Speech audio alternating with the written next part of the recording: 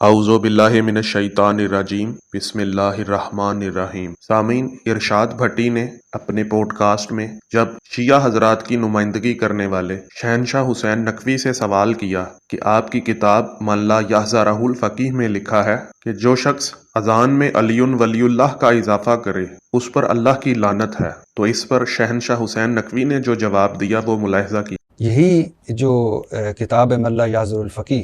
ابی جعفر محمد بن علی بن الحسین قمی کی جلد اول میں اذان کے بارے میں، آپ کی جو اذان ہے اس میں ہے کہ یہ جو اذان میں آپ کا اضافہ ہے اور لعنت فرمائی ہے جنہوں نے یہ اضافہ کیا، یہ اس کا میں ایک پیج لے کے آیا ہوں۔ یہ جی میں متوجہ ہوں۔ ہاں جی یہ وہ پیج ہے جس میں ہے کہ اصل اذان بھی اس میں لکھی ہوئی ہے، جس میں یہ علی ولی اللہ اور وہ بالفصل خلیفہ بالفصل نہیں ہے، خلافت بلا فصل کا اعلان نہیں نہیں ہے۔ جی لعنت کا لفظ میں اس میں مفوضہ اور غالیوں نے ایسا کیا ہے۔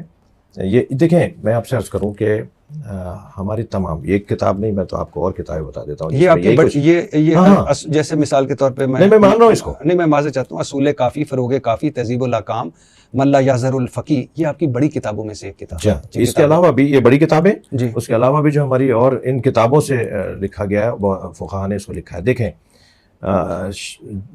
من لا یہ اذان آپ نے دیکھی ہے؟ جی من قال لا الہ الا اللہ محمد الرسول اللہ صلی اللہ علیہ وسلم، جیسے میں معذرت چاہتا ہوں کہ یہ ہے اذان، اس میں جو ہے اللہ اکبر اللہ اکبر اللہ اکبر اللہ اکبر اشہد ان لا الہ الا اللہ اشہد ان لا الہ الا اللہ اشہد ان محمد رسول اللہ اشہد ان محمد رسول اللہ، حی علی الصلاۃ حی علی الصلاۃ حی علی الفلاح حی علی الفلاح حی علی خیر العمل حی علی الخیر خیر العمل، اللہ اکبر لا الہ الا اللہ۔ جی دیکھیں، اس میں ایک تو میں ہم اصلی والی موضوع پہ آتے ہیں کہ اسلام کے لیے، مسلمان ہونے کے لیے جو ہمارا کلمہ ہے وہ لا الہ الا اللہ محمد رسول اللہ۔ علی اللہ کانا سارا علامتاً للتشیع، ایک علامت کے طور پر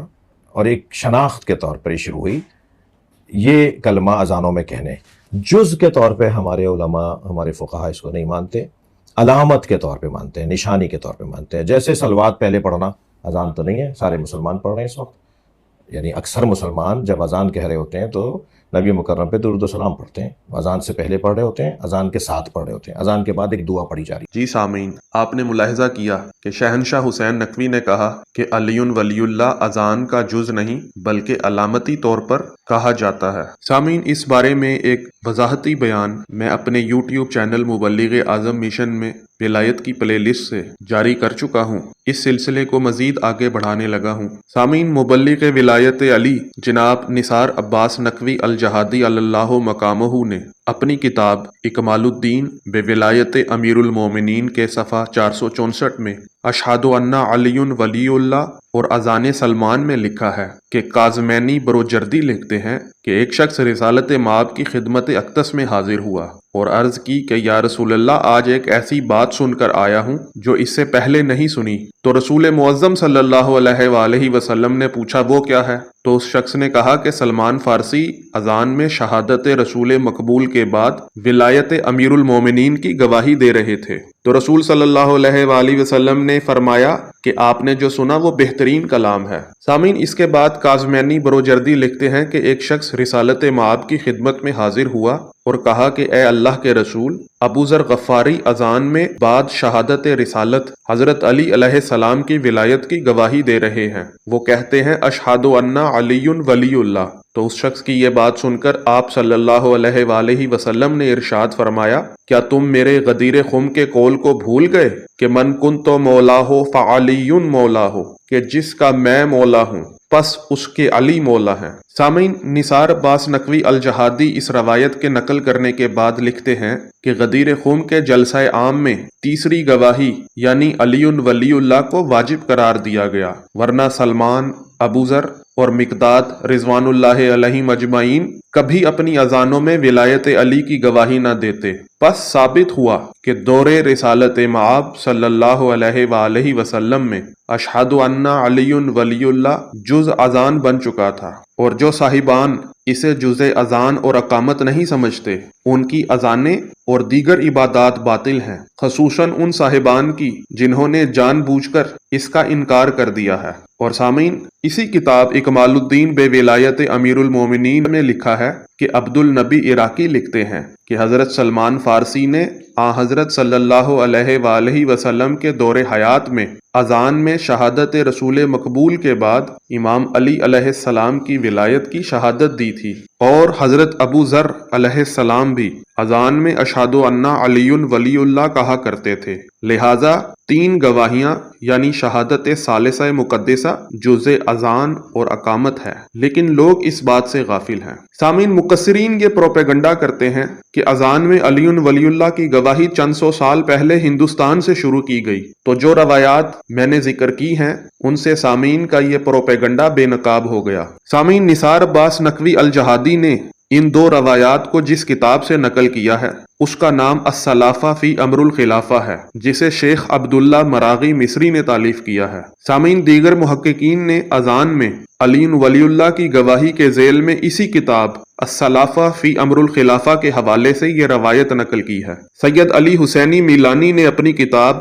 محاضرات فی الاعتقادات کی جلد 2 صفحہ 273 میں اسی روایت کو نقل کیا ہے۔ اور سامعین، مصنف سید علی حسینی میلانی نے ہی اپنی ایک اور کتاب شہادت بالولایہ فی الاذان میں صفحہ نمبر 25 میں کتاب السلافہ فی امر الخلافہ کی اسی روایت کو نقل کیا ہے۔ اور سامعین، شیخ علی نمازی شاہرودی نے اپنی کتاب مستدرک سفینۃ البحار جلد 6 صفحہ 85 میں کتاب السلافہ فی امر الخلافہ کی اسی روایت کو نقل کیا ہے۔ اور سامعین، احمد رحمانی ہمدانی نے اپنی کتاب الامام علی ابن ابی طالب میں اسی کتاب السلافہ فی امر الخلافہ کی اس روایت کو نقل کیا ہے۔ اور سامعین، سیاست الحسینیہ میں بھی اس روایت کو نقل کیا گیا ہے۔ اور سامعین، سید جعفر مرتضیٰ عاملی نے اپنی کتاب الشہادۃ الثالثہ فی الاذان والاقامہ کے صفحہ نمبر 13 میں بھی اسی روایت کو کتاب السلافہ فی امر الخلافہ میں شیخ عبداللہ مراغی مصری سے نقل کیا ہے۔ سامعین، میں کہتا ہوں کہ اگر علی ولی اللہ اذان کا جز نہیں تھا اور کچھ حضرات کے بقول شیعہ حضرات نے اذان میں علی ولی اللہ کا اضافہ کیا تو پھر یہ حدیث نبوی کے مطابق بدعت ہوتا، جیسا کہ نبی صلی اللہ علیہ وآلہ وسلم کا فرمان ہے کہ دین میں اضافہ بدعت ہے اور ہر بدعت گمراہی ہے اور ہر بدعتی جہنم کی آگ میں ہے۔ تو جب نبی صلی اللہ علیہ وآلہ وسلم کے سامنے کسی کا حضرت سلمان فارسی کے بارے میں شکایت لگانا کہ وہ اذان میں علی ولی اللہ کی گواہی دے رہے ہیں اور نبی صلی اللہ علیہ وآلہ وسلم کا اسے جواباً یہ فرمانا کہ تم نے اچھا سنا ہے، اس بات کی دلیل ہے کہ اذان میں علی ولی اللہ کا اضافہ ہم نے نہیں کیا، کیونکہ اگر ہم نے اذان میں علی ولی اللہ کا اضافہ کیا ہوتا تو یہ بدعت ہوتا، اور نبی صلی اللہ علیہ وآلہ وسلم شکایت کرنے والے سے کہتے کہ جاؤ سلمان فارسی کو بلا کر لے آؤ، اس نے اذان میں ایک نئے کلمے کا اضافہ کیوں کر دیا ہے؟ یا نبی صلی اللہ علیہ وآلہ وسلم یہ ارشاد فرماتے کہ سلمان نے تو بدعت کا ارتکاب کیا ہے۔ لیکن سامعین، ایسا کچھ نہیں ہوا۔ نبی صلی اللہ علیہ وآلہ وسلم کا علی ولی اللہ کو اچھا کہنا اس بات کی دلیل ہے کہ علی ولی اللہ بدعت نہیں ہے، کیونکہ نبی صلی اللہ علیہ وآلہ وسلم بدعت کو اچھا نہیں کہہ سکتے۔ سامعین، اذان، اقامت، تشہد اور کلمے میں علی ولی اللہ کی گواہی کے اسبات میں مزید روایات آپ کو مزید ویڈیوز میں دیکھنے اور سننے کو ملتی رہیں گی۔ اگر آپ کو ویڈیو پسند آئی ہے تو ویڈیو کو لائک کریں، اور اگر آپ نے ہمارا چینل مبلغ اعظم مشن اور ہمارا دوسرا چینل بلینڈ آف ہسٹری ابھی تک سبسکرائب نہیں کیا تو چینل کو سبسکرائب کر لیں، تاکہ بعد میں آنے والی مزید علمی اور تحقیقی ویڈیوز آپ کو دیکھنے اور سننے کو ملتی رہیں۔ اور سامعین، جہاں تک ہو سکے اس ویڈیو کو زیادہ سے زیادہ شیئر کریں تاکہ شیعہ عقائد کی غلط ترجمانی کرنے والوں کی حقیقت لوگوں پر واضح ہو جائے اور ولایت علی کی اہمیت اجاگر ہو جائے۔ السلام علیکم ورحمۃ اللہ وبرکاتہ۔